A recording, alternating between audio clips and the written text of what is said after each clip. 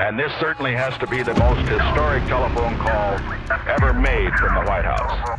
Challenger, only seconds after leaving the launch pad, according to NASA, has exploded. It just has the same seats that like a normal car has. It's just literally a normal car in space. And we're going back to the moon, back to the future, and this time back to stay. I should tell you that the first mission is scheduled to land on Mars on July the 4th, 1997. We will undertake extended human missions to the moon as early as 2015. We launched a new spacecraft as part of a re-energized space program that will send American astronauts to Mars. We will not only plant our flag and leave our footprint for an eventual mission to Mars. What you're seeing here is a mirage. It is Photoshop, but it's has to be. 5, 4, 3, 2, 1.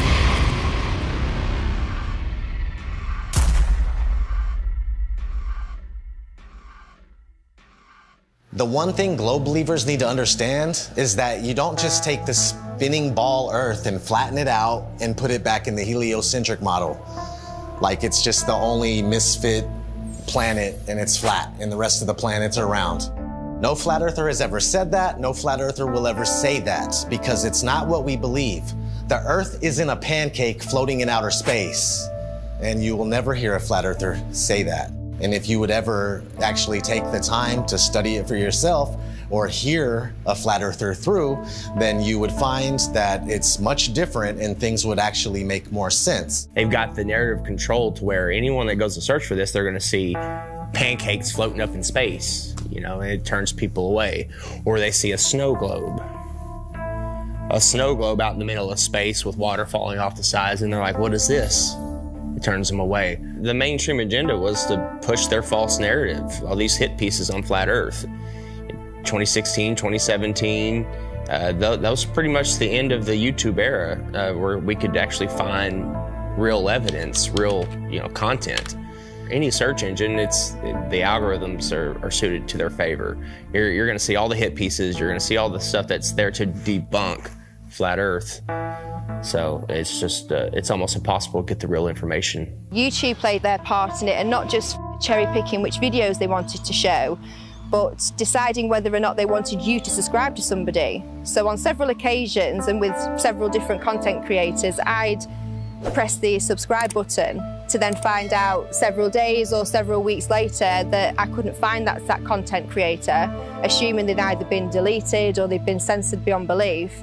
And of course they had been, because my subscription that was previously made was no longer there. And I know that I hadn't unsubscribed to anybody. And then resubscribing, you'd find again that down the line that the same things reoccurred. There's a major campaign by Google and YouTube and all of these corporate lying companies to discredit the flat Earth. Why do they have that disclaimer under every video dealing with the topic of flat Earth, that it is an archaic, antiquated, outdated model that the ancients used to believe in? Of course, the ancients were stupid. They didn't know how to build Gothic cathedrals, and they didn't know how to build cities and pyramids. The problem is, people that think that flat Earth is stupid think flat Earth is stupid because they're thinking of a stupid flat Earth. And they ridicule and make fun of flat earthers. It's absolutely ridiculous. Since 2015, the content providers for Flat Earth have had a living hell.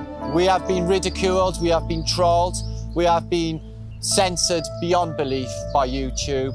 It's really difficult to get the truth out there. YouTube controls the algorithm. Who owns YouTube? Google. These are these big corporations that came in and said, the flat Earth is getting way too big. People are finding this out. We don't want them to find this out.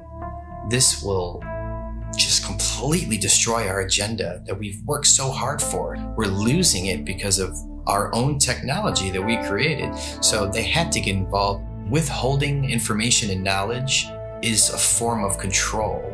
Now, for new people coming into the subject, if you research Flat Earth, the Google analytic will give you government hate propaganda against the Flat Earth truth. If you go to Google and try to find anything Flat Earth related, then the first thing that's going to pop up is the Flat Earth Society. And that is something that has absolutely nothing to do with this movement. In fact, it's a completely made-up organisation in order to deter anybody looking for some sort of truth. so that you'd first of all get to that page, you'd see these ridiculous accusations and this spinning disc illusion that's going upwards in space that I can assure you nobody believes in. If the globe model was as strong as they claim to be, then there wouldn't be so much concern with anybody talking about a stationary Earth model. Now, everything's fine in court until somebody walks in with a load of shit on you. Everything's fine until somebody out there has evidence that's going to prove you guilty. And that's when you start acting suspicious. That's when you start panicking. That's when you start putting damage control out there, which is inevitably what these bots are, what these trolls are on social media, and of course the algorithms. This is just a new lie that was started in the 20s, and even before then they weren't really teaching anything about the world and where we were. It was just common knowledge. One of the main arguments that globe believers come at you with is we've known for 2,000 years. Aristophanes figured it out with his sticks and shadows.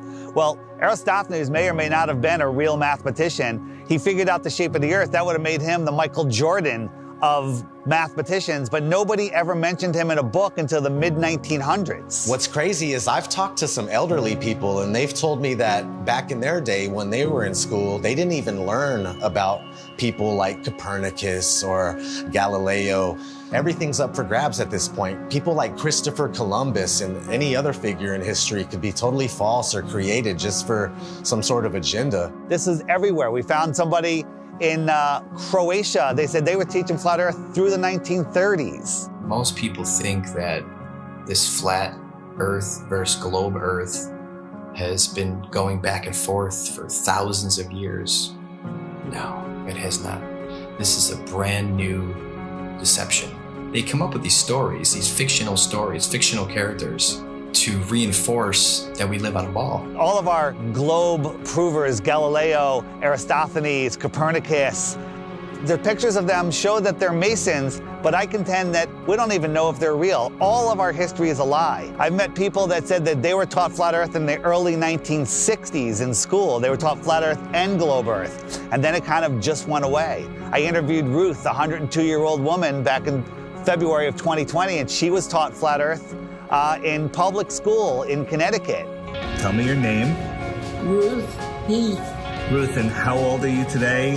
102. 102. So you were born in 1918. 1918. And we were just talking, and I asked you what shape the Earth is, and what did you say? What were you taught in school in elementary school? I was taught in school that the Earth was flat. Where did you go to school? Elementary school? I went to Spoogland School in Hamden, Connecticut. So how does it make you feel to realize that you were right as a kid? It makes me feel better. It does make you feel better, right? Oh, it makes me feel alive. Oh my God, that is so true. My whole life, I believe, what I was taught. That's and then right. when I discovered the flat earth. You feel better about it. Because we are the center of creation. That's right. We are important. That's right. We are here. We are God's children. And when all the problems that are happening in this world today. I'll give you some good news. A lot of the problems that they report on the news aren't even real. That's right. That's right. They're just keeping us in fear. Keeping up. That's right. That's right. That's right. I understand that. I understand. They just say what they want people to know. That we never went to the moon? That was all fake? Is that right? That's correct. I saw that all happening. Yeah, so did I, and we all believed it, but that was just to reinforce that people to believe they can live on a ball, they could walk on a ball. It's such a lie. It's such a lie, but knowing the lie is like going to a magic show. I woke up. Yes. That's what we call it. We call it red. This is your moment of waking up. It's when you go to see a magician and you know how the tricks are done, and the magic no longer works on you, and you're free from the illusion. So knowing this is going to free your heart. Cry. Yeah, it's okay. It makes me cry. Happiness. Yes. Tears of joy. Yes. Thank you. All right, Ruth, give me a hug. Here we go. All right. Rockefeller seems to have a role in this. He started the General Education Board and continued being involved with the educational system. The fact of the matter is, the people that have been in control, they're in control now, and they're going to continue to be in control, whether they pass it down or change the name, whatever it may be. But yeah, I mean, whenever Rockefeller's name is tied to something, it's always something to question, that's for sure. That's a huge red flag for me, that they can come in and change everything we know, all of history, and turn it into deception, and keep teaching the deception over and over and over again until it becomes the norm. The same man who said that he wanted a nation of workers and not a nation of thinkers. This was the same person who was found guilty of antitrust violations around the turn of the 20th century, who then went on to get his fingers in all of the education systems, of course with the promise of, I'll give you money, I'll make sure that your school has everything that it needs as long as you push these textbooks, as long as you push these narratives and you push these ideas. I'm going to give you a nation of workers and not a nation of thinkers. And that's exactly what we've become. Now, this should tell you something, why we can't talk about, literally, the thing that we're standing on. Why is that? Knowing that there is a creator, absolutely. That is one of the main reasons to hide this.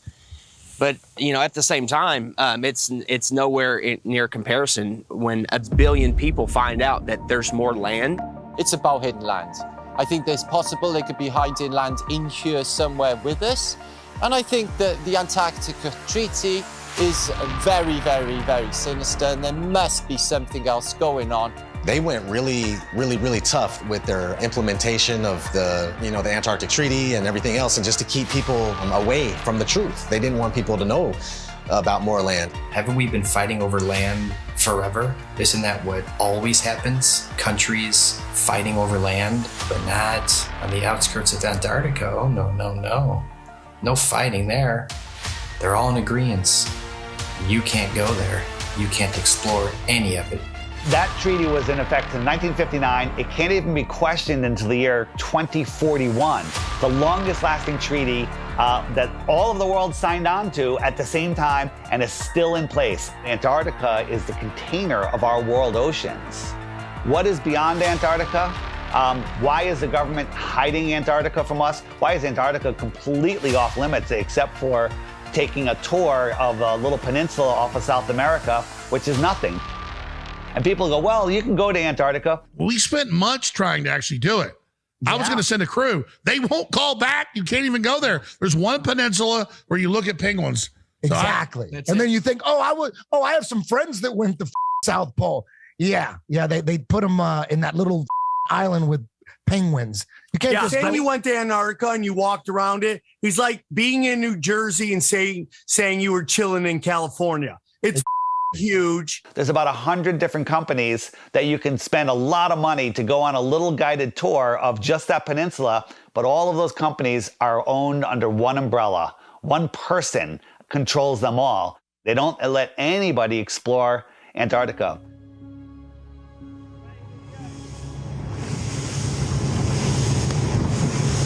Will be a international headline in about 5 minutes. Australian Navy ship shoots it. Facing our way. Bad boys, shield. Is it? The turret is turning our way. The turret's turning at us. Boy, we should hide Adrian in case they think we're trying to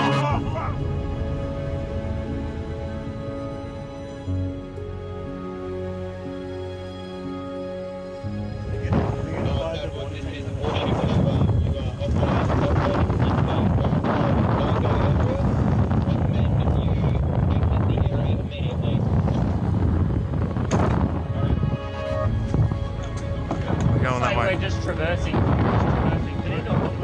there a helicopter coming at us now? Are we late? I don't know. Just travel. Just go. Just go. Send out the chopper. That's a drone. Is it? That's unreal.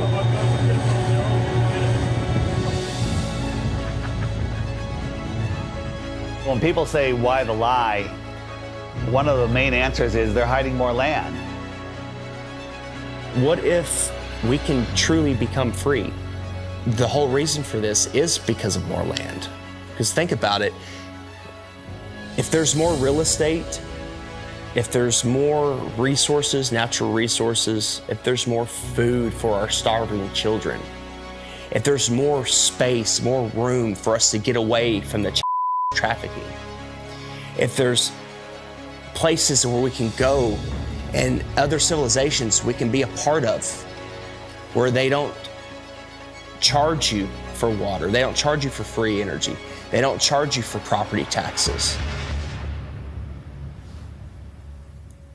What if there is more land? Nobody can go explore Antarctica, period. Because if humanity found out there's more land, then the heliocentric theory is gone. They can't start adding more continents on the bottom of a ball. It's just, they wanted it silenced right away. There is evidence out there through old maps, namely the 1,000-year-old Japanese Kawabashi map, which shows continents and lands outwardly of what they call the ice shelf or the ice wall. So why are they teaching the globe model? Well, you see, the globe is a container, and it's a container of all the known land. The Jesuits and the Freemasons, they needed a new model because they wanted a new world order. Because right now on a ball or in a snow globe, there's only 7 continents. That's all there is. So everything is very limited. We have a limited supply. Resources are very scarce because the Earth is a globe, right? It's cut off, everything's cut off. If you open it up and there is more land, then there's plenty of resources. More land means more resources. Well, that's huge if they're hiding something like that.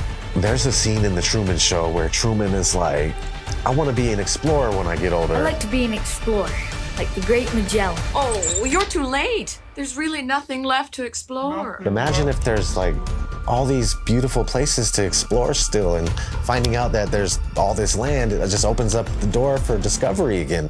Have you ever heard of the eyewitness testimony written in the books, The Iron Republic, The Smoky God, Worlds Beyond the Poles? In the late 1800s, there was a series of articles written in Florida Magazine about a politician that was tired of what was going on here, got a big ship and a crew, was exploring Antarctica, and he found a passageway through, and he popped out into the ocean, was lost for about a month. Finally, they found land with a city, and they pulled up, and it was a very advanced, quite different civilization, and very friendly, and they stayed there, and he writes about all the experiences he had there. In the late 1800s, they were talking about more land beyond Antarctica. Remember, the word extraterrestrial means extra land. They're telling you that there's more land in here that they don't talk about. There could be more land in some of the oceans where it's just all blue on the map. Nobody knows. You're not cruising around on big ships or flying over it on planes and looking, you know, nobody's out there charting anything. Have you heard of such a thing as no-fly zones? For instance, you can't fly in certain areas near the Arctic Circle or the Antarctic Circle. The reasons being is because there are lands there that we're not supposed to know about. They don't want those lands to be discovered. All these corrupt systems that are stealing money from us, kidnapping our children, just doing horrible things. They rely upon the cattle staying on the ranch, the slaves on the plantation. That's why Flat Earth is the most important knowledge we can obtain, is because there is more land. Don't look at us and say, go prove it. They won't allow us to go prove it. We're not the lazy ones here. We're being restricted from going to prove this to you. So because of that, of course we're going to speculate. It's a red flag. If that's not a red flag to you, I don't know what is. They won't allow us to go. Allow us to go. If we go and there's nothing there, I'll admit I'm wrong. But all signs point to that they're hiding more land. You have to have permission to do everything. You have to have permission to marry the love of your life. You have to have permission to travel down the road. When we have the inalienable right to travel from point A to point B, you people think you're free? You're not free. You're free-range chickens. That's what you are. You're free-range chickens held in an area. You're not allowed to go past it. If not, you go to jail or you get shot. Stay on the plantation, do what you're supposed to do, pay your taxes, and shut up. Right? Well, if there is more land, and I sincerely believe that there is, then that's the perfect reason to lie to everybody. And it's not just about hiding a place for more resources and where else we can go and dig for gas and gold. It's not about that. They're hiding freedom. They know that as soon as we all find out that there's another place to go without dictatorship, that we'd be gone. There's endless amounts of everything, and there's so much more land out there, and there's many places to explore, and they just want to keep us here in the middle of the pond, stuck here thinking that this is all there is. What happens to the price of gold and all natural resources if there's more land? Gold can't go to $1 an ounce. Gasoline can't go to 20 cents a gallon. We can all have, you know, thousands of acres of land to ourselves. The whole system crumbles. The entire system crumbles, period. On the other hand, we have the North, which is also off limits. I went on my first official trip. I was going with my father and my grandpa Sinclair up to the North Pole. It was a very glamorous destination. I figured I was finally going to be let into the reason for the existence of this high security Arctic base. That was exactly right. We drove slowly through and past the buildings on a special top secret mission. And that's when I understood just how powerful and wonderful my father was. The North Pole is a biggie. It's always been in my mind. I've juggled with the idea, is there hidden land? Could they have possibly hidden a continent in the Arctic Ocean, which is seemingly an ocean? They could hide land there. Many old maps will show you the Hyperborean, 4 continents, and in the center, Axis Mundi. And I think that is what's there. I think there is Mount Meru. And I think that gives off an acoustic device. There's definitely something special going on up there, and if you just think about that long enough, why do compasses point north? I mean, that's really wild in itself. What if we all took our compasses out and just followed them until it stopped? A compass will always point north, towards the magnetic north. There's some kind of force or some type of energy, frequency, vibration that's pulling that needle to the north. It's crazy to think that all compasses are pointing north to the North Pole. No compass points south. There is no South Pole. There's no compass that's going to be, oh, go south. And no, it's come to the north. There's something there. I think we could all agree there's something there. And it's crazy that they cover it up. They've covered it up for so long. There's ancient civilizations, the Nordics, there's people have talked about, you know, the Rupert Nigra, the Mount Meru, the giant magnetic mountain at the center. An entire magnetic mass or a mountain that is strong enough to make everybody's compass point north. When I was a kid in school, they showed us a National Geographic video of the guys that were getting to the North Pole, and they just basically made it look so horrible and miserable and dark and cold that no kid ever in his life would go, hey, I want to go to the North Pole. So if you watch any documentary about the North Pole or anybody venturing to the North Pole, all you're gonna find is some dude mobbing on an ice sheet, and he's got a little device in his hand. He's like, 3, 2, 1, North Pole. And that's not the North Pole, man. That's I just don't know what this is. It's a map. My father showed me a map like this once. Inside this circle is your world and my world. Many others. No one knows how many. The dark tower stands at the center of all things. And it stood there from the beginning of time. And it sends out powerful energy.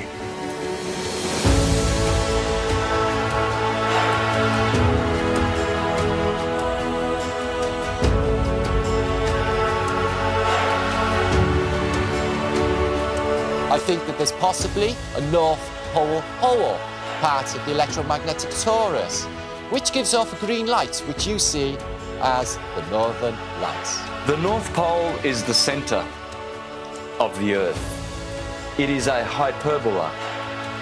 Because we live in a toroidal field solar system, there must be a plane of inertia intersecting it in the middle, and there must be a hyperbola, hourglass, in the middle. In the Srimad Bhagavatam, Canto 5, it calls this Mount Meru. And why are we not allowed to go anywhere near there? Well, simply because you cannot go there. It is a magnetic toroidal hyperbola. Therefore, there is no way that you can fly anywhere near the North Pole in the center of the Earth. Admiral Richard Byrd said he found more land in the north as well as the south. There's a book called The Smoky God of a father and son that ended up finding more land in a race of giants with technology beyond your wildest imagination. Cartographers have charted, maps with land in the center, where all compasses point. There's just a lot of evidence pointing to more land. So yeah, 100%, I would put my life on it that there's more land at the north. It's just as heavily guarded as the south. Can't be like, go check the north and yeah, let me go check. I'll take some pictures and videos and come back. You're not even gonna get that close.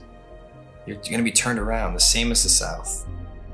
All the way up until the 1600s, they had 4 land masses around the North Pole region. And right after the 1600s is when it slowly started disappearing until finally it was all gone. And you can verify this for yourself if you just go back before the 1600s and look at maps of all sorts. You'll see these land masses on each one, and then sure thing, these land masses just started being deleted from history. So what are they hiding at the North Pole?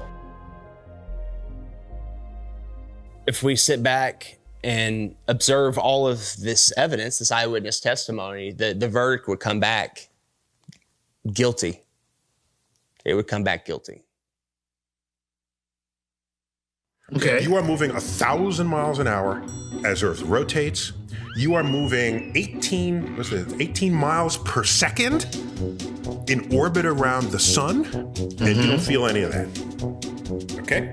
Okay. You don't feel any of that. If it's trying to fling you off the Earth, okay, but the force of gravity is resisting back, by what force is it trying to fling you off? That upward centrifugal force subtracts from the gravitational force that the Earth is trying to put on you. It subtracts. Okay. So Chuck, what do you weigh here and now? 192 pounds. Yeah. I'll give you the 190 pounds, okay? Okay. So if you do the math, you run to Ecuador, because we're in the Western Hemisphere, so let's stay there. You run to Ecuador, you will not be 190 pounds. You'll be like 185 pounds. What? That's how significant it is. That's if I did my math correct, and I think I did, there are pounds less that you weigh for living on the equator than for living anywhere else, simply because the spinning Earth is trying to fling you off. Nice. Yes. Yes. If the Earth is spinning at 1,000 miles an hour in a curved trajectory, we're dropping at a rate of miles per minute. But somehow none of that inertia affects these rocks here, which are perfectly balanced. The fact is, the Earth is stationary, and that is scientific, not pseudoscience.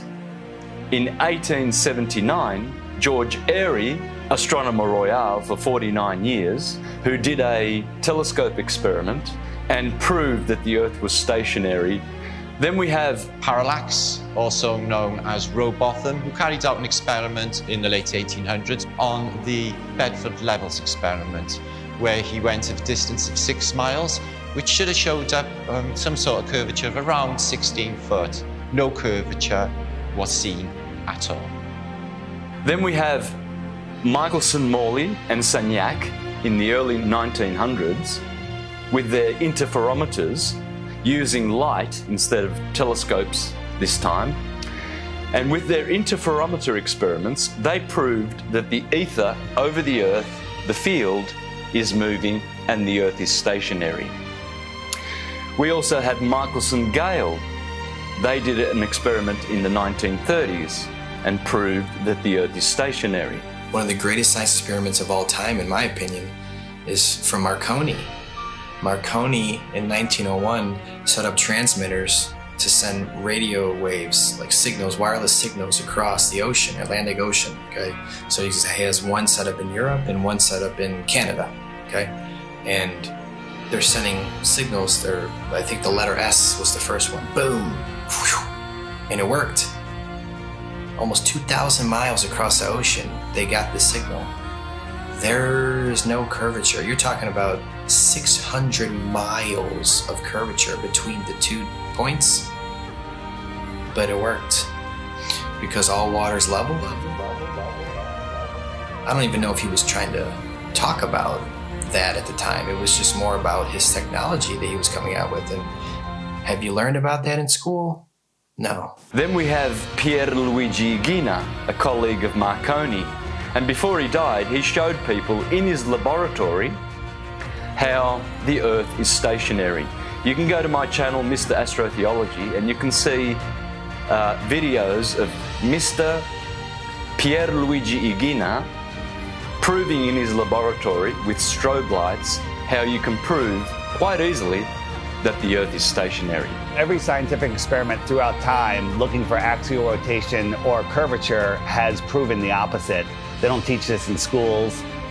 Any observation, when you go outside on a calm morning, you can see a perfectly glass lake. And your senses will tell you that, nothing is moving. We, stationary Earthers, we have science, real science, on our side, and the globies have pseudoscience. In fact, all they have is Einstein saying, "I have come to believe that no optical experiment can prove that the Earth is moving." And yet, the Earth is moving. Science! Yeah, Albert Einstein. I always recommend people go watch Albert Einstein in his interviews. He's reading cue cards. He's reading notes that someone handed him, kind of like people on TV nowadays. There is no optical experiment ever been conducted that can prove that the Earth is moving. The Earth is spinning at 1,040 miles an hour. You can't feel it. You can't measure it. You can't observe it. You can't repeat it. But trust us, there's not one experiment that shows the Earth is spinning or moving whatsoever. There is, however, an experiment that was proven in Behind the Curve. Bob Nodell was talking about the ring laser gyro, showing that there is apparent 15 degrees drift throughout most of the day. When we turned on that gyroscope, we found that we were picking up a drift, a 15 degree per hour drift. And this was taken out of context. It was later, the experiment was done at a higher altitude and it showed a different rotation speed, which absolutely proves it's not the Earth that's moving, that it's the ether that is spinning above us. Netflix is mainstream. Netflix is the alternative mainstream narrative. Netflix can't go against the grain. They'll lose their contract. A documentary, like a mockumentary. I'm sure someone watched our movie and was like, whoever made this movie is a government shill, and they're just trying to hide it. Netflix is in on it, trying to hide it. Yeah, he accidentally proves that the Earth is round. It was the biggest mic drop. It was the biggest mic drop, and I love that you kind of cut it. The thing is, we have technology that is outrunning their lies. Now we have time lapse. Ooh, imagine that. We have time lapse where we can point at the sky, and year after year, day after day, hour after hour, the sky's spinning.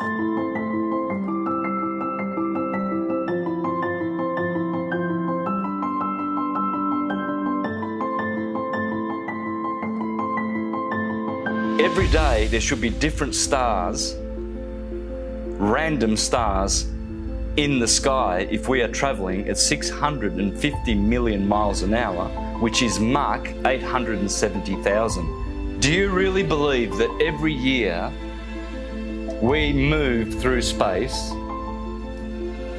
at 5.5 trillion miles every year, and yet every year the same stars keep turning over our Earth?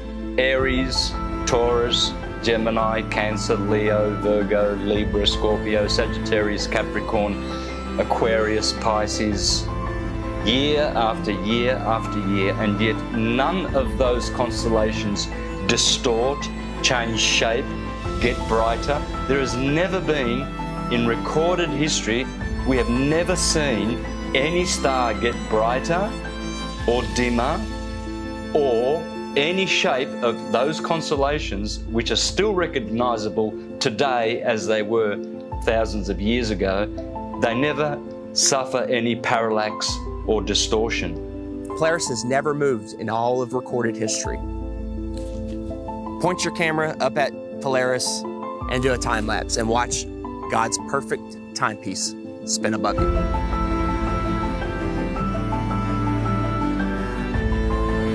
And we move 5,694,000,000 miles through space every year. Congratulations to you if you believe that. It's called education, indoctrination, and dumbing down.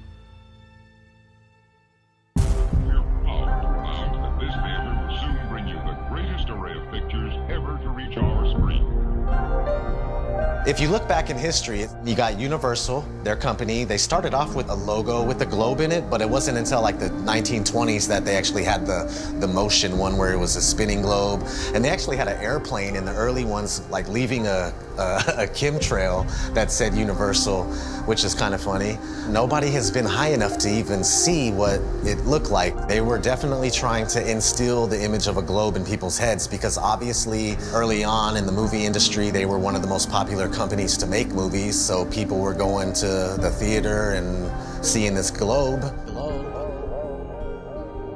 So they're showing you a globe before every single movie to program your mind. They were showing this globe before they even went up there to see what it was. I think the first man ever to go up and check is Picard going up there. I mean, that's a story we're not taught in school. From the practical point of view, Professor Picard's experiment is of the highest possible importance. These timelines, these dates, these are facts. We got Auguste Picard coming out in the 1930s in an actual publication by a science journal saying that the Earth looks like a flat disk with an upturned edge. Besides Universal programming you, you had Walt Disney programming you with space documentaries for almost 15 years straight. Some pretty crazy propaganda in the 1950s. There was one called Man in Space. He's talking about taking men to the moon in a rocket. And then if we cruise on, we got Richard E. Byrd. He goes on Longines chronoscope and he's sitting down and he's telling people. Strangely enough, there's left in the world today an area as big as the United States that's never been seen by a human being. Shortly after Richard E. Byrd did that interview, they put the Antarctic Treaty in place. And then 1 year later, NASA is established. Almost 0 hour at Cape Canaveral, and enlarged 16mm pictures show a monkey specially trained and conditioned for voyaging in space. 2 monkeys had been selected for the job. They called them Abel and Baker, A and B, of course. In fact, the monkeys came down safely near Antigua. Reported none the worse, after blazing the trail for human space travel. They come in and they're the gatekeepers for your mind. Like, they're making sure that people think that they live on a spinning ball, and that's their sole purpose, that it has always been their sole purpose.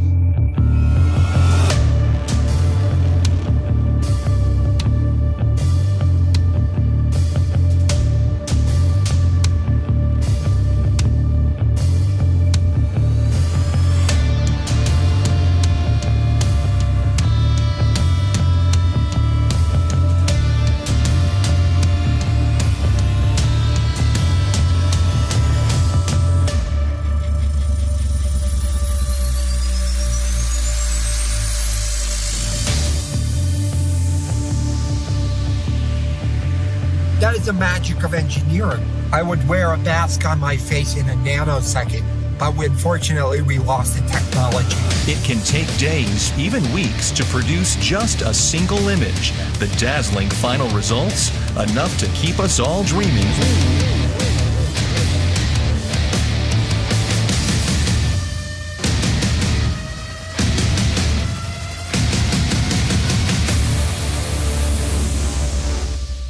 NASA is hiding the frickin' flatness of the Earth. Why? It's okay to say, I have a fisheye lens, right? Because, yeah, fisheye lenses are useful. You know, you get more, you know, in architecture or, you know, realtors use them. But when you're doing it too much and you're not really coming out and saying why, questions build up.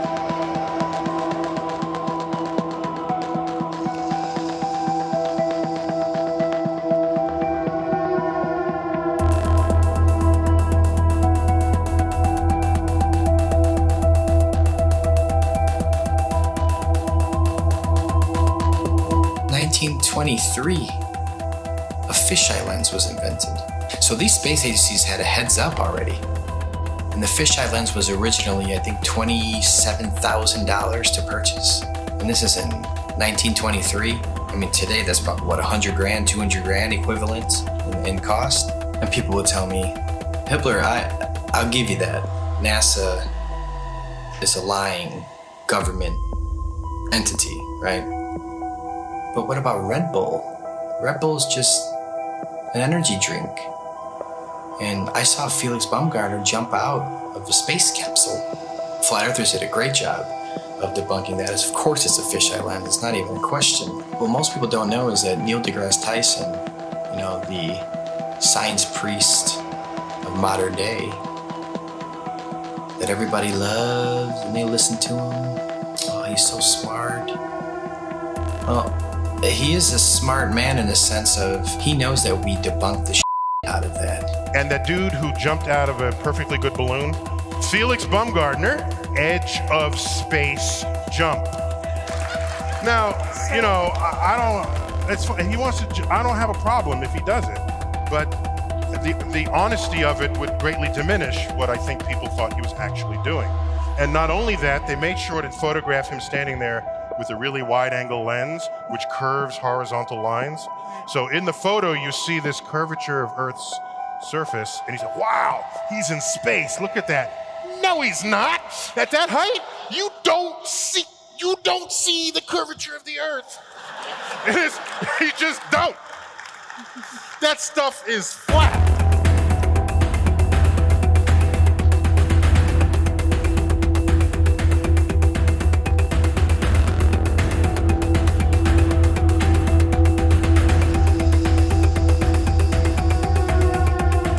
So much pressure on Neil deGrasse Tyson to come clean. He had to. We exposed Felix Baumgartner. That's a complete fisheye lens. There's no curvature at all on this Earth, let alone they're trying to sell it as 23 miles up, there's curvature.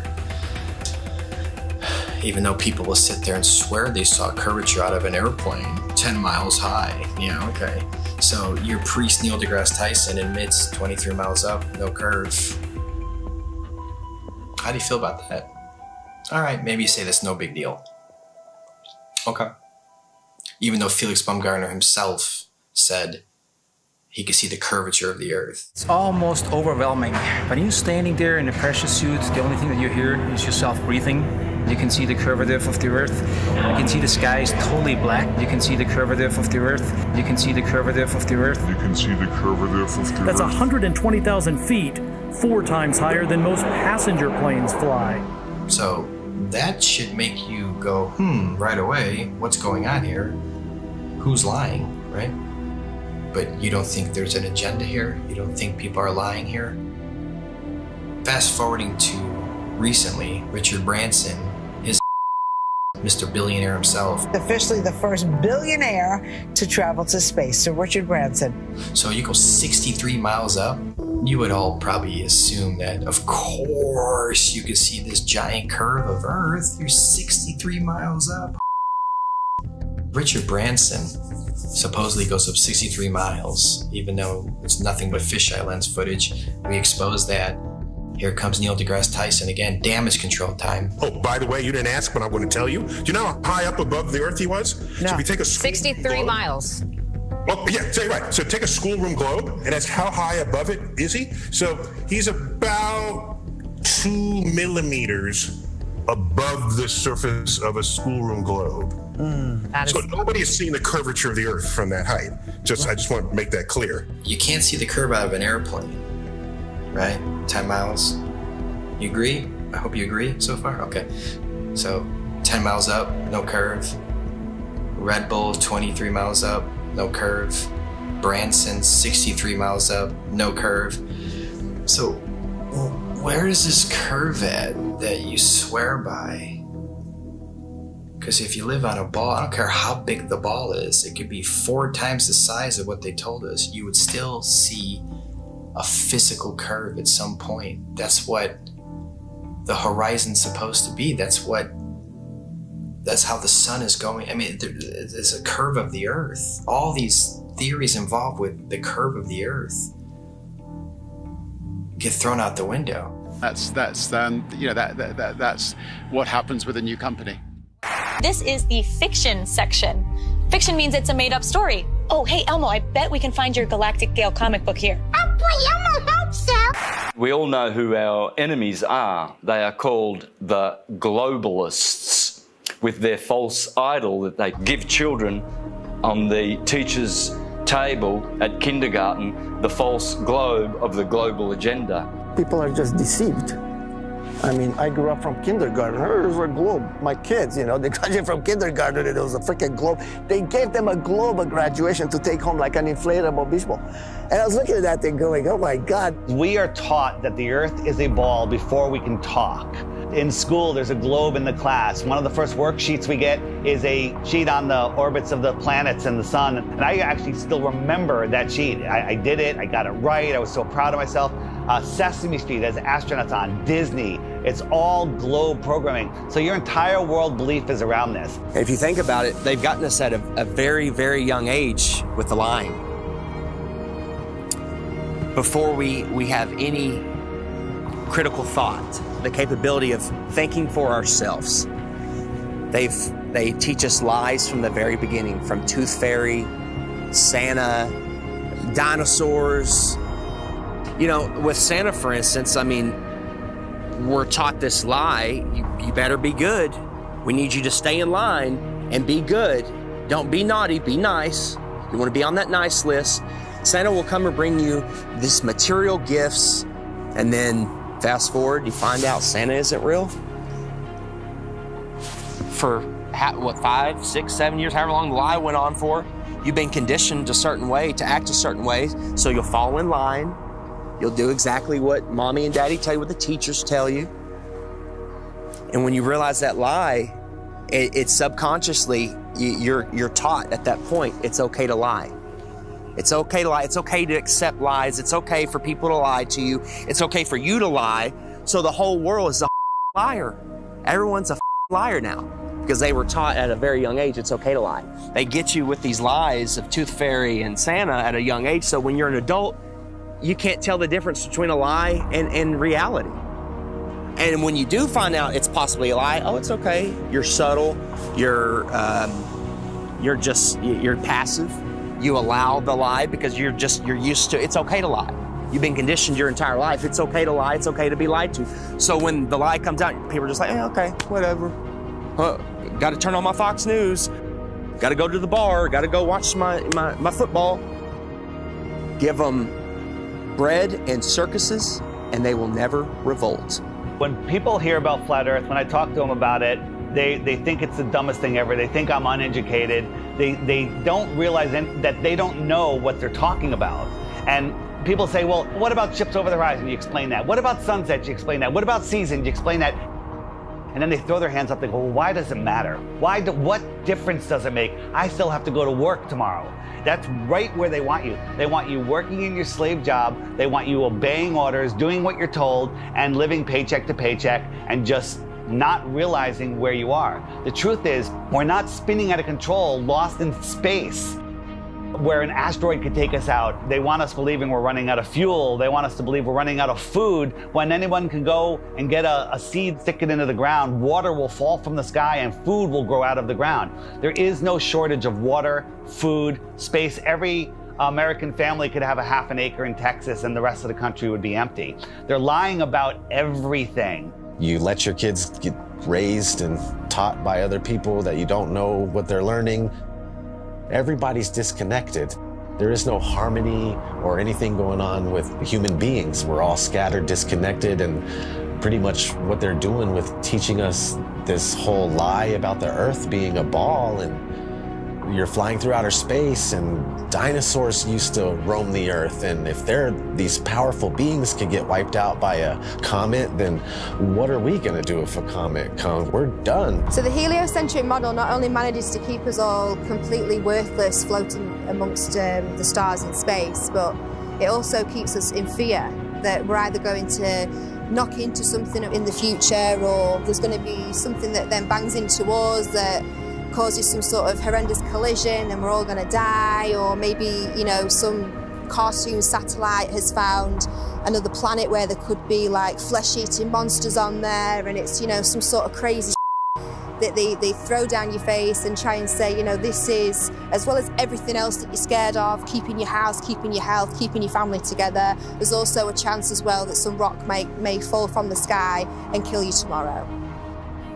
Another thing people don't know is that not only in 1920 did Rockefeller change all the textbooks and come up with his own agenda of what they want you to know, but there was a man named George Lemaitre. I felt like, you know, Einstein passed the torch to him or something. They were good friends, apparently, and George Lemaitre was a Catholic priest. Yeah, a Catholic priest. And in 1920, he said, hey, we came from a Big Bang. It's all about 1920 was a crazy year, huh? 1920, they said we came from a Big Bang. We exploded from nothing. Well, how do you prove that? Well, no, you can't, but that's what was stated. So here's this Catholic priest where, in my opinion, they knew that even though non-religious people knew the earth was flat and stationary, they were trying to group, just call flat earthers at that time. They're flat earthers, they're all religious people. So let's bring forward a Catholic priest. Look, he's not a scientist. He's not government, he's a priest. He's Catholic, he's holy. This is brand new. This isn't thousands of years old. This isn't the Big Bang's been around for thousands of years. Heliocentrism has been around for thousands of years. No, they create fictional characters, Galileo, Copernicus. They create characters to support the New World Order, their agenda. The way they change the entire school system and structure of what we know and all the information and knowledge that we obtain. If it's false, then yeah, they got their goal. A nation of workers, not thinkers. No one thinks. What's the circumference of the globe? I have no idea. How fast is it spinning at the equator? Don't know. How fast is it orbiting the sun? Cody? You have glasses on. You should know this. How fast is the sun moving? Man, you're asking some questions I'm not ready to answer. But see, this is the point. You guys laugh at flat Earth, but one, you don't know what flat Earth is, and worse is you don't even know what your own solar system is. They don't know their own model. You can ask them, what's the radius of the Earth? How was it found? What's the speed of the Earth around the sun? How fast is the Earth spinning at the equator? How fast is it chasing the sun? How many miles does it go a year? How far is the sun? They don't know any of these things, but yet they defend this and they ridicule and make fun of flat earthers. All the things that I was patronizing and condescending and going, oh, sloughing off, that's not worthy of me. They rose up to eye level. And I remember saying, boy, the world is flat. I'm looking it in the eye. I see further, I see wider, I see clearer. I settled on near infrared, like some of these cameras can be converted to near infrared, you know? So then I started taking photos, and since I was doing a lot of flying, I started going up, and boom. I was actually amazed to see the incredible flatness that you get from high altitude. Everywhere I looked, there was like clues that the Earth is flat. And I was like, this is blowing my mind. Everywhere I looked, the Earth is flat. And NASA is lying about the curvature. So I said, something is eerily wrong over here, man. When I saw across the Gulf, right off the coast of Texas there in Louisiana, I was flying to Orlando, and I saw all the way out in the distance, and you could even see the rays of light at a different angle. That tripped me out. But if you really go up high, then you realize, oh my God, the Earth is extremely flat. This would be impossible on a globe. There is no 8 inches per mile square. The equation for curvature of 8 inches per mile squared has been debunked over and over again. The flat earthers with their P900s and their P1000 cameras are constantly seeing things way off beyond the supposed curvature of Earth. In fact, many tests have been done with lasers, cameras, filming mountain ranges 300, 400, 500, 600, 700 miles into the horizon, which are visible and shouldn't be visible if we were living on a globe. This is how much distance he covered with his camera, and he could see from here the Rocky Mountains. There you go.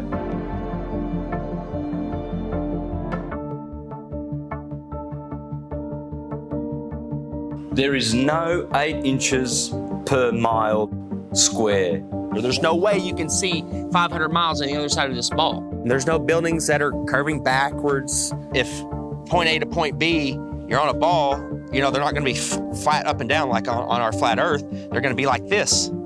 There's no tilting. They've measured distances from the base of buildings to the top, level and flat. People look out at the ocean and you see ships and stuff, and it appears like these ships and boats, they go down. And that is a huge factor as to why people think the Earth is round. If you look at the ocean or a lake, it looks flat. Look at that. Look how straight and flat that horizon is. Looks flat, doesn't it? See, it looks like a table or a board. Now, once in a while, you might see mountains or hills, but those are just like little bumps on what looks like a flat Earth. As ships sail away, they don't disappear all at once. You know, first, the bottom will disappear. See, the bottom of the ship is gone. Now we can see midway up, and then the whole thing disappears. So people realized that the world is curved. I mean, it's a big curve, but it's curved. That's what we call pseudoscience. You could buy a camera now that zooms times 100, and you could zoom in on these ships and boats leaving your view, your human eyeballs view, pull out a camera and zoom in on it, and suddenly you're back. It's on top of a level surface, still cruising. So the limit of your vision is where the sky meets the ground due to perspective. As they come together, that's the limit of your vision. That's called our horizon. The horizon is optical. If you had a super zoom camera, you can zoom in and make this angular size bigger to reveal small objects that you couldn't see. And then when you zoom out, it goes back together and things disappear into the horizon, not over. We see skylines beyond what we're supposed to see. I mean, the visibility from 100, 200, 500 miles away, it debunks the whole 8 inches per mile squared. Photogrammetry, I think, is one of the best way to convince yourself. You do multiple images of the ground, and then you put it in a software, and you realize how flat it is. You're seeing it yourself. It's your data. Nobody's lying to you. You've taken the data yourself. It's not Jay Tolan that's trying to, troll you. Like some people, they're like, he's trolling people, man. And it's not SpaceX or NASA doing it either. It's yourself. Yeah, it's yourself. You're doing your own experiment. Many times when you're looking out over water, there's waves. Well, those waves will block entire city skylines. If this was a wave right near me, if my face was a city skyline, it blocks just the bottom, But if that wave was closer to you, it blocks much more of it. It's all perspective. And I thought I wasn't going to get anything that would beat this until I found this photo from Grandmere State Park. This is from Joshua Nowicki. And what you're seeing here is a mirage. Typically, we would not be able to see this. This image would be viewable from much, much higher in the sky, up in space. The story has been one of the most viewed stories on our website ever. They say my explanation is a cover-up. A cover-up to their belief that this picture is proof the Earth is flat. The one goal I had was to prove that what people are seeing from the other side of Lake Michigan is not a mirage, that they are actually seeing the city. What do you think, Skiba? I think it's amazing, dude. It certainly did. It's not a mirage, I can tell you that. No. Our focal point was the Sears Tower, Which is also known as the Willis Tower, right? Yes, the Willis Tower. The Willis Tower, and we can see it the entire time. We can see it the entire time.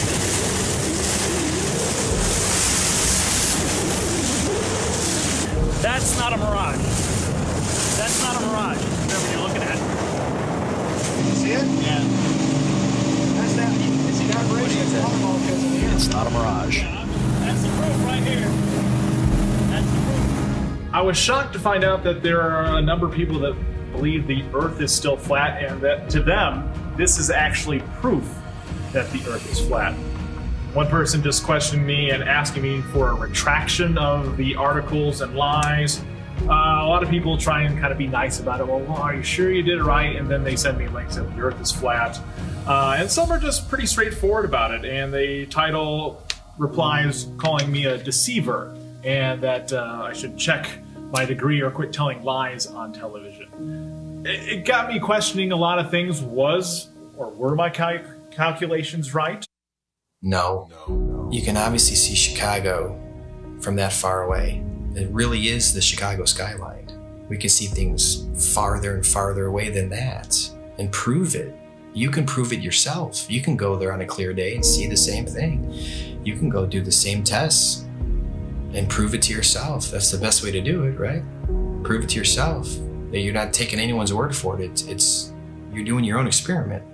It's not a mirage. It's not an illusion. It's Chicago from 60 plus miles away. I mean, we could barely see the street sign a few blocks ahead of us on a foggy day. I mean, they're spraying our skies with shit all the time. You can open your weather app right now and it'll tell you the visibility. But that's how far they're telling you can see the weather patterns. There's so many different factors of why we can't see that far. We're not superheroes. I mean, take any flat and level road around your house safely. Test it out, make sure it's level. But you take your camcorder and you bring it all the way down to the ground and you zoom in and you see all this distortion and it kind of vaporizes and globe heads want to act like this bridge is bending around a curve and there's the curve. It's like, no, it's an optical illusion. That's all it is. This has been replicated many, many times. There is no curvature. Stop fooling yourselves. That even something like the sun, when it goes across this huge plane, it sets and it disappears due to perspective. So you're seeing it come and go on such a vast plane. It's so huge that the sun could come through and go so far away that it just goes out of your view and behind so many false horizons, i.e. mountains, trees, forests, city buildings, just really tall things. Keep in mind, the sun is much smaller and close.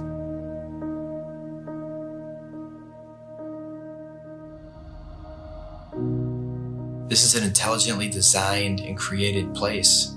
As someone who stars are rotating around, knowing that we can only see a certain amount of light, I think like 1%, there's only so much light our eyes can actually see. Unless you're on like DMT, I'm sure you can see way more lights. But naturally, we can't see that many lights in the sky.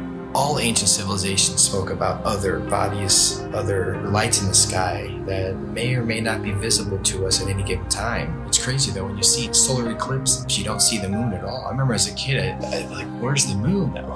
And it's like you just see this black circle and then everything goes back to normal, it seems like. It's like, what the heck just happened? On the total eclipse of the sun, the shadow that the moon casts on the Earth is only 70 miles wide.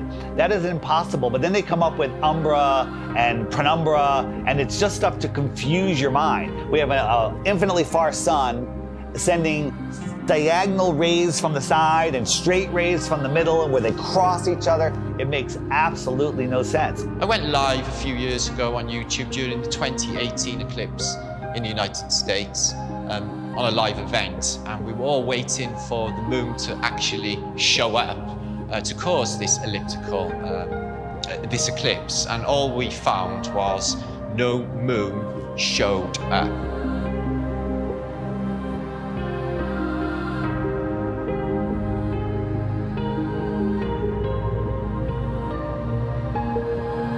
So that blew my mind, to think that there was actually no moon visible, yet this effect of the sun literally being covered by an object I had witnessed. Why can't we see the moon approach the sun, eclipse the sun, or exit the sun? And we don't. We just see a black circle eclipsing the sun. We never see it next to the sun. Now people say, well, it's because the sun is so bright.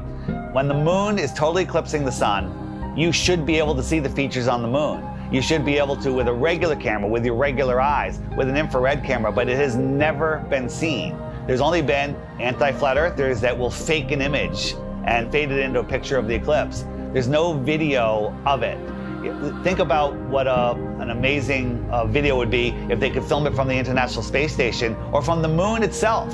Never happens, because I don't believe the moon that we see is what's eclipsing the sun. There's lots of ancient mythology about other dark bodies. There could be anomalous bodies up there. They're not actually visible to us. A celestial body that we perhaps can't see, because there's on the spectrum of light, we can only see 1% of all the light rays, gamma rays, X-rays. We can't see these certain frequencies and energies and lights. What happens is the sun is eclipsed by the so-called moon, but it's not the moon, it's actually the north node. There's been, times documented in the past where there's, this eclipse, and the moon's supposed to be eclipsing, and there's no moon anywhere in the sky. Nowhere. Anywhere. That makes absolutely no sense. So there's got to be another celestial body. The oldest ancient symbols, and it's the black sun, a celestial body that we perhaps can't see.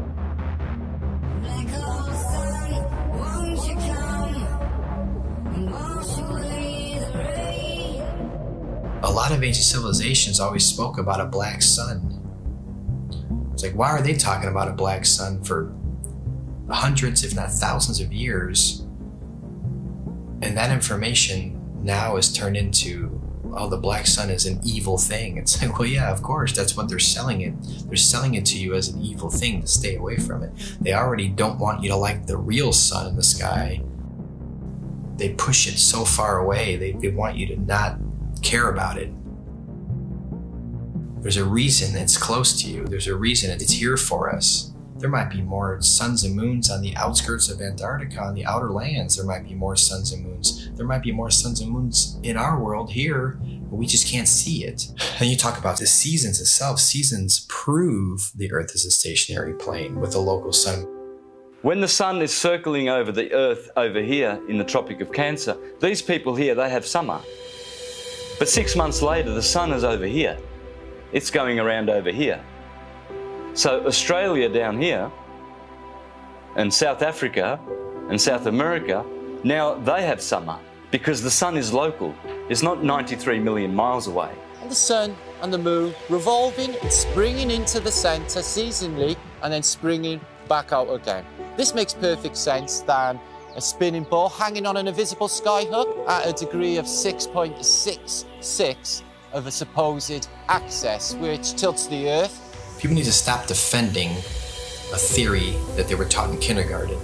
So at sunrise, every sunrise should be arctically cold, because that is the most severe tilt possible. And to make it worse, in the northern hemisphere, in the heliononsensical model, the sun is 3.5 million miles farther away in our summer. But when the sun shows up on the horizon, I can feel the heat on my face immediately. I can get a suntan in June. But in December, at solar noon, when the sun is at its highest point in the sky, I can look up at the sun and barely feel the heat on my face. And also, it's 3.5 million miles closer. The whole tilt thing doesn't make any sense. And when the sun is on this side, it only illuminates this part of the Earth because it's local. And this part is dark, that will be night. So it's quite easy to understand day and night and the seasons and explain them on the flat Earth than it is with the globe model. The sun, moon, and stars are rotating around our heads like a perfect clock, and it goes out of your view as taking the light with it. This is an intelligently designed and created place. The sun does move about 15 degrees per hour through the sky, but when it gets close to the horizon, it kind of stops and it stays there and it moves at a different speed. I filmed this several times with my drone. No humidity and not over water. And it'll just stop and sit there, and then it kind of just fades away as it goes into the distance. But at the same time, because of perspective, I have friends that were down at the beach that saw the sun set 10 minutes earlier from the bottom up. And that's simply because they're looking across a span of water that has a hill with trees, a tree line on it, which is hundreds of feet over their heads. But from their point of view, it's at eye level. And as the sun moves away, it just gets eclipsed by the tree line, which they think is eye level, but it's high up in the sky. Water. It's always flat, always level. So starting at the northernmost point, as far as I can get, of Lake Michigan, and then traveling south, you can see that red line here, that the body of Lake Michigan is 574 feet above sea level, and it's level. There's no change in elevation, there's no curve. This cross-section shows what an undisturbed body of water looks like, and that's level. We know that to be true. There's three properties of liquids. They have mass, they take up space, and they always take the shape of their container. The physics of water is to find and maintain level. So if it's in a cup, to this lake behind me, to the seas, to the oceans, that's why I call it sea level, because it's flat and level. No matter who tries to sell you the idea that water's curving over a ball, it's just not happening. That's the #1 proof right there, just water alone. Water alone proves that the Earth is flat, because water always finds and maintains level, period. Water does not curve. In its temporary state, it's finding its level. Once it hits the ground and finds its level, it remains level. I never even thought of the idea of water maintaining its level, and that alone just like mind-blowing. Like, absolutely, water has to maintain its level. Like, it's always, if it's calm and there's nothing going on, you know, it's, you look at a lake, it's just chill and flat. It has to be. It can't curve. There's nothing you can say or do to ever show water bending or curving. Water needs to be contained. No matter what you do, it's going to remain level. The flat Earth proves beyond a shadow of a doubt the existence of intelligent design, a creator. And we are all important in the center of the universe. Yes, it is absolutely imperative that we know that there is a creator, that the sun, moon, and stars revolve around us, that we have a purpose. We are at the center of the universe. I didn't become a millionaire until I realized I was at the center of the universe. Now I have a purpose. Once you understand that you are at the center of creation, everything changes. And basically, we're unplugging from the matrix. We're unplugging from the heliocentric system. And when you do that, the rulers of this world, you unplug from them. You stop feeding them what they need. They want your fear energy. They want your labor. They want everything from you. And people unknowingly just keep giving it to them. I don't want my children to be lied to, and I don't want my grandchildren to be lied to either. So if this is going to stop, it starts with you and I. You know, they inherit all this stuff. You go to school and they teach you. When I was in grad school, man, I was shocked that most of my classmates were not really interested in learning. They were interested in passing a class. On the one side, tens and tens of scientists proven that the Earth is stationary, and we have nothing on the globe's side, so the Earth is stationary. No one thinks how easy it is to do this, and they pulled it off, unfortunately. But we're here now to completely reverse this, and people hate on us from the left and from the right. Everyone hates on us. Like, shut up with your flat earth stuff. It's not important. It's the most important thing. It opens the door for everything else. You want to know the truth? You have to know where you live.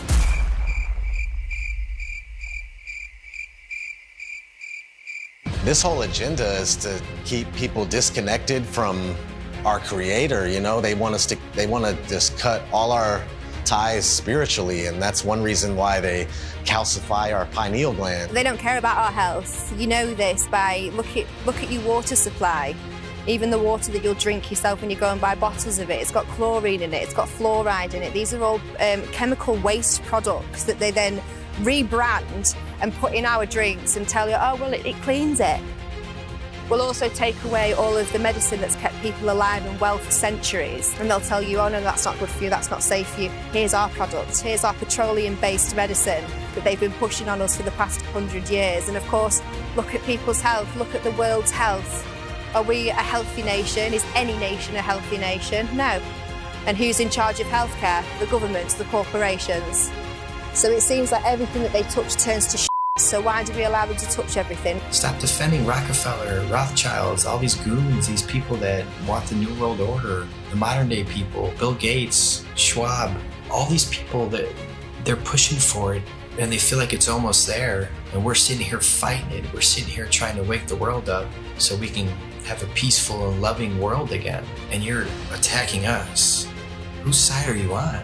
We're trying to take these evil entities down that suppress our knowledge. We're trying to give knowledge back to the world so we can become powerful again. If there's more land, if 1 billion people found out tomorrow that they can all go to outer land space and visit other tribes and civilizations and explore technology and animals, the whole system would crumble. And I know there's a lot of people out there, celebrities, people with big shows, big names, with big followings that know the truth of this world, and you're keeping quiet just to protect your little empire. Well, now it's time to say something because the empire is falling. If we don't do something now, all of this is going away and they're taking over this world. So speak out. It just takes one celebrity, one person with a big following, and then it goes viral and then the entire system collapses. All of this world control is based on the heliocentric lie.